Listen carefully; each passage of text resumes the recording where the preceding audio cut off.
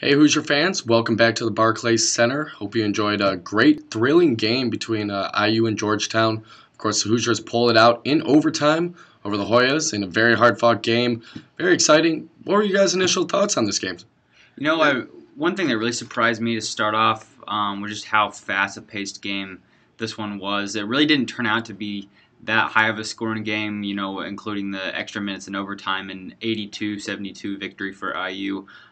But right out of the gates, both teams seemed like they were pretty much on fire. I don't think the defenses necessarily were playing terribly. It just kind of felt like offenses were clicking on both ends. No, I think flat out, to put it simply, I think this was the best game we've seen this season. It was two teams playing really well, and I think the scores ended up right around in that range where you expect two teams playing well to be. A little on the high side, but not overwhelmingly so, not enough that shows there was bad defense, because I don't think there was bad defense. I noticed a little bit of perimeter problems for both teams early on. Both teams shot a lot of three-pointers early and made a lot of three-pointers early. Yeah. That, to me, was the story of the first half. And then the second half was a much different style. It was a lot more grinded out, a lot of free throws, especially for IU. That was a huge key for them. It was jumpers that kept Georgetown in it in the second half, and it was free throws that kept IU in it. And it was ultimately just a game of runs. IU had a big run in the first half, big run in the second half, and of course the big run in overtime, and that's what won it for them. Almost like an NBA game, just the pace and tempo at which they were scoring there in the first half. A very exciting game. They certainly did not come out and disappoint. They came out on fire, both teams, and a little bit shaky perimeter defense for both teams, you could say, but I really thought that was just great ball movement too. There comes a point where you can't defend the passes that these teams are making, and Georgetown and IU did both a great job. IU then switched in the first half, about midway through the first half, and then into the second half, going with the 2-3 zone, which, if 2-3 zone is to kind of limit teams to three-pointers. Georgetown took advantage of that a little bit, but IU was able to tighten up there in the second half. Georgetown didn't quite have the same success there in the second half. No, and Crean talked post-game about trying some things they hadn't tried before, and I think a lot of what we saw in this game was the product of good coaching, because it's John Thompson III is a noted great coach at Georgetown, by far the biggest name coach IU has seen this season. I don't think that's something to forget. And I think it was just a different style. Georgetown was a different style of team, a different caliber of team. You mentioned it looked like an NBA game, and I'd put the over-under at how many of the players in tonight's game will be in the NBA, probably 5. You know what? You really can, and certainly for Georgetown, a few players just really stepped it up. Porter, Starks, phenomenal games for those guys. Crean had a lot of nice things to say about those guys in the post-game press conference. Don't be surprised if you see this Hoya team around in March, especially late in March. Very long, athletic team. They gave IU a run for their money. Luckily for the Hoosiers, they were able to pull it out and grind a win out. Yeah, I mean, Georgetown is going to come out of this weekend ranked as they well deserve to be. Definitely. They're not going to just sneak in the bottom. I think they're going to come in no lower than 20, honestly. I think that's a good number right there, that's 20, because you can't justify throwing a team in.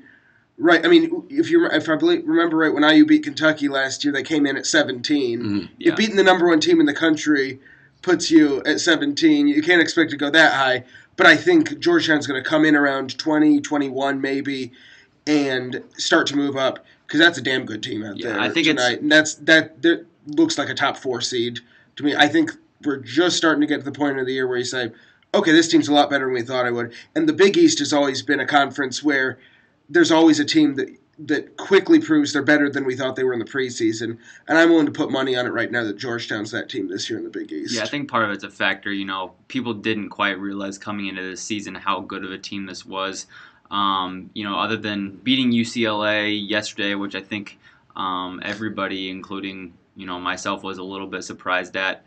Coming in, they hadn't really played the competition to prove that they were as good as they really are. But with that win over UCLA yesterday, and given IU a run for their money, I think they're definitely going to be good competition down the road. Mm-hmm. I saw a tweet pointing out that this is the kind of game against this kind of team where the length that IU is missing right now, with the players out for suspensions or for injuries, would have brought.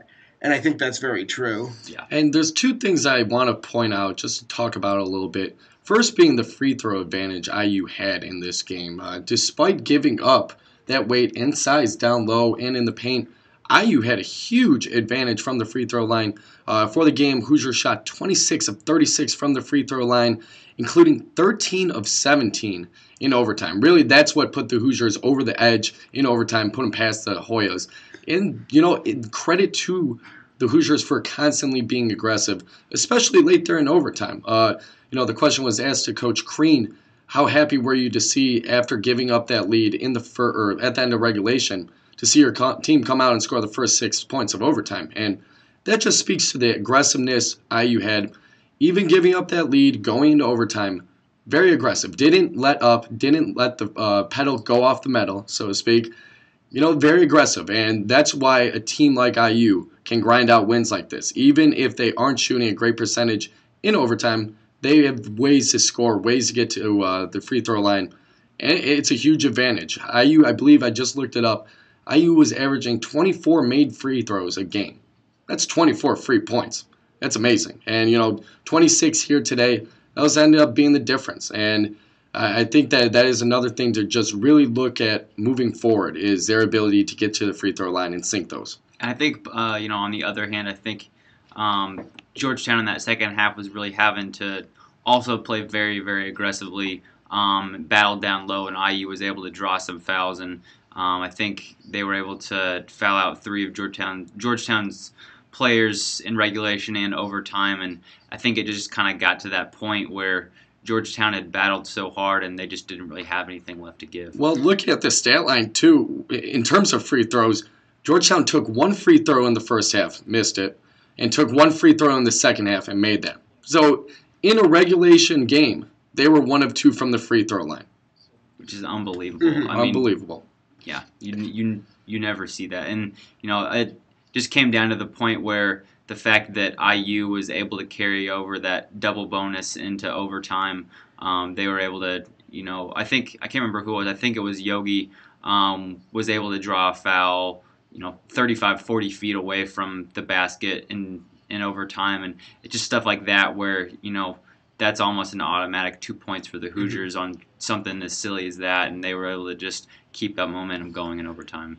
And while we're on the subject of Yogi, I think we would not be doing our jobs if we didn't mention what was probably the play of the game in overtime. The dagger, that's for sure. Certainly what sealed the deal for the Hoosiers, and that was a 3-pointer as the shot clock was expiring by Yogi Ferrell that put IU up by 10. And I think Georgetown pulled within 7 or 8 at one point, but it ended up being a final margin of 10, and that was the moment where Georgetown just deflated. Yeah. And we were talking to Terry Hutchins of the Indy Star in the press conference post game, and he said to us, "See, I think this is going to be on Sports Center," and we all nodded in agreement.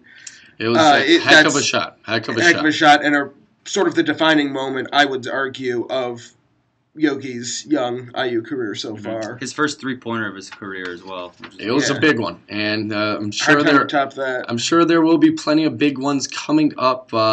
One thing that I just want to get to before we wrap this up was just the atmosphere surrounding this game. As we said, the level of play was certainly there. It seemed as if it was an NBA game. But that was also partially because of the atmosphere created by the fans. Not just for Hoosier fans, which, I think it would be safe to say that there was at least 70% Hoosier fans here. Yeah. Unbelievable. Just IU fans travel well. But, also to Georgetown fans. I think a large shout-out has to go out to them. Made the trip up here to New York, and it was a fun game back and forth, on the court and in the stands. The energy was there, and if you were able to watch the game, if you weren't able to watch the game, a defining moment early on in the season for the Hoosiers, looking to carry this momentum into the rest of the season. I think you could, from my perspective, I felt like the arena was more full as far as fans goes than it was yesterday. Maybe percentage-wise, IU didn't have quite as big of a number as they did yesterday, but I think that almost, I think you're right. I think it did make it more exciting. You had those Those overrated chants for Cody when he was at the foul line. And he just we got asked about that in the post game media availability, and he just laughed it off and said, "Yeah, I've heard it all." But it was definitely a funny moment. I mean, there was definitely a moment where Georgetown was, and I think the Georgetown fans, more specifically, really thought that they had a chance to upset the #1 team in the country. And again, it comes back to the fact that Georgetown's a lot better than people thought they were. But I think the fans who are here tonight know how good that team was and contributed to the whole atmosphere. Definitely. Anybody in attendance was certainly treated to a great game and a little bit of free basketball. First free game of the year, at least in terms of overtime. So, I think that will do it for us here in Brooklyn. We've enjoyed the trip. It's been a heck of a time out here in New York City. Hoosiers win the Progressive Legends Classic over Georgetown and stay undefeated on the season. But for the IDS reporters, I'm Michael Norman. For Max McCombs and Nathan Brown, thanks for joining us, guys. It's been fun. We'll see you back in Bloomington. Time for Ball State? Ball State on Sunday. See you guys then. See you soon. Happy Thanksgiving.